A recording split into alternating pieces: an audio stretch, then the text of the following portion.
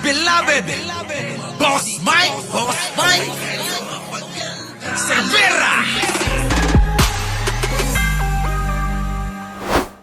Nako, dito na tayo mga kababayan ko. Oo ha, ang Pangulong Bongbong Marcos ay nauna na nagpadala nagpadala ng mga emisaryo kinatawan para ho kamustahin at ayusin ang mga problema diyan po sa Ateneo University Zamboanga.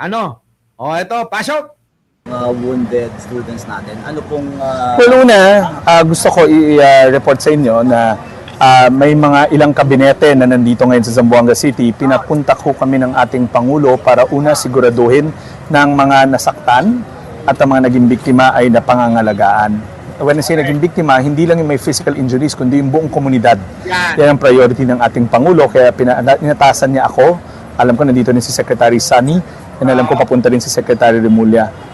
Dahil yung buong komunidad sa ganitong mga pagkakataon, kaya namin ituring na yung buong komunidad ay naging biktima. Dahil ang puso ng isang komunidad yung paaralan.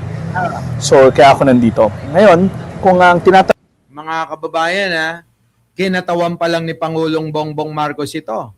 Kinatawan, ha? Hindi pa si Pangulong Bongbong Marcos yan. Sa akin, kamusta yung may mga physical injuries? She's healing very, very well. So hanggang dun lang muna kasi may patient confidentiality. Basta suffice to say, na ang departamento ay sisiguraduhin na lahat ng nangangailangan ng tulong mula sa insidente na to natutulungan. Are they mentally stable? Tingin mo? Alam mo, hindi kasi ako eksperto para magsalita ng ganyan. Ang kaya ko sabihin kung ano yung kaya namin gawin. Yung mga social worker namin, may training sila on trauma-informed care. Sisiguraduhin natin na kung sino ang may pangangailangan, gagawin natin yon. I'm not in a position kasi wala naman akong assessment at hindi rin ako yung eksperto. Pero kaya ko ibigay sa inyo yung kapasidad at yung capability at yung services na kaya namin in-offer. Di ba mga kababayan? Di ba talaga lahat gagawin? Yung psychosocial intervention, sir, yun ang ibibigay ng DESTA. Yes, mamaya makiugnayan ako sa kanilang school administration. Gusto ko muna humingi ng pahintulot kasi baka naman may sarili na rin sila na psychosocial intervention. We have to remember, bigay ko ng example, yung mga consultants ng DSWD galing sa Ateneo School of Psychology and they're part of the Ateneo body. So alam ko they have access to resources. Pero nandito ako, ulitin ko, dahil gusto ng Pangulo na ang lahat na apektuhan, lahat na naging biktima, whether may galos ka, may nasaktan ka, or emotional distress, lahat yun dapat na-address namin. Gusto namin malaman nila na may serbisyo ang DSWD at nandito kami para sa kanila. Yo! Sige po. Nakita nyo? Nakita nyo yan Siyempre mga kababayan, bida-bida si Sara Duterte. Dahil nga po na-booking yung pong kanyang plano na tatakbuhan na naman tayo, mga kababayan, si Buday, si Sarang Bangag, sumisingit dyan. Singit-singit na lang si Sarang Bangag. Tingnan nyo mga kababayan ko, Singit yan, pasok. Dahil sa nangyari. At nakita nyo yung itsura mga kababayan? Tingnan nyo, titigan nyo. Stress na si Buday nyo. Nakikisingit ngayon. Sa usapin doon, ilalabas mo na ba yung mga confidential fund mo? Yung mga dinugas mo? Ilalabas ba ni Buday? nandito din kami. Tingnan nyo yung mukha mga kababayan, tignan nyo. Naka-filter pa yan, mga kababayan, naka-filter pa. Para magtanong. Tingnan nyo mga kababayan yung mga salita, Daig na daig ni Wes Gatchalian, Daig na daig ni Wes Gatchalian. Sa iba't ibang paaralan kung paano makatulong. Tingnan nyo mga kababayan, hindi pa niya alam kung paano tumulong.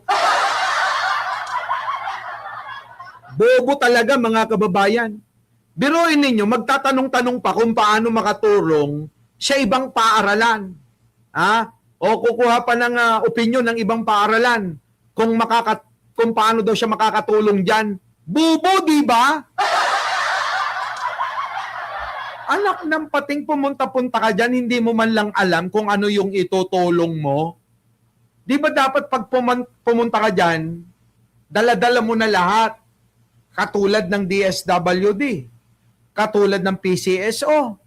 Abay mga dala-dalang tulong ay nandyan na agad. Ano ba tulong yan? O syempre, yung sa mga namatayan. O ibili mo ng kabaong. Ibili mo ng mahihimlayan. Yan ang tulong. O, baka naman pumunta ka dyan kasi gusto mo lang mag-epal-epal. Diba?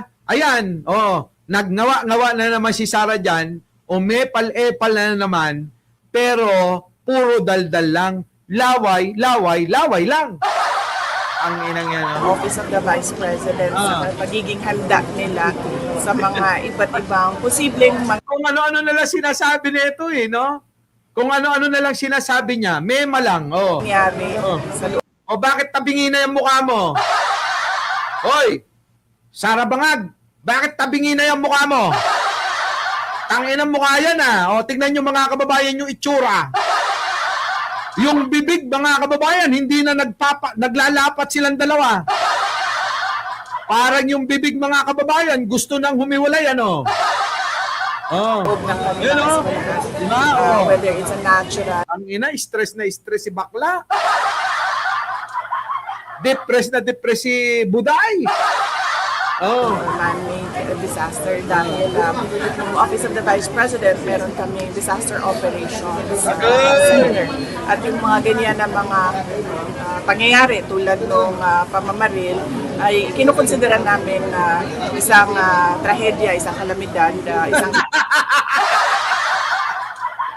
Tangam po, tangina. Yun daw, pamamaril ay tinuturing daw nilang isang kalamidad.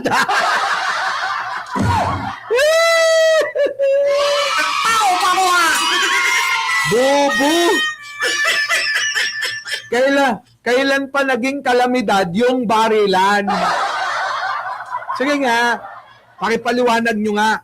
Hoy, Sara Duterte, makinig ka sa akin. Ang tawag sa pamamaril dyan ay karahasan. Karahasan! Tulad ninyo, mararahas kayo. Sa inyo nagmana yan. Karahasan! Baka daw kalami ni Dadba. Tangam po, tangina, bobo. Bobo! Kalamidad! Paano naging kalamidad yung barilan?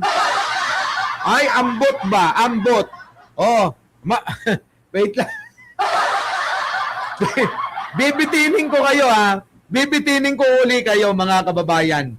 Babalikan ko kayo. Importante lang itong aking nakalimutan na namang meeting kasi nga nag-uulan kailangan hindi makapunta yung mga tao. Ako may Kia Pride. Kaya ako po yung dapat pumunta. So mga kababayan, hanggang dito na lang. Babalikan ko po kayo mamaya. Saglit lang ako. Maraming salamat po! Our beloved Boss Mike Cervera.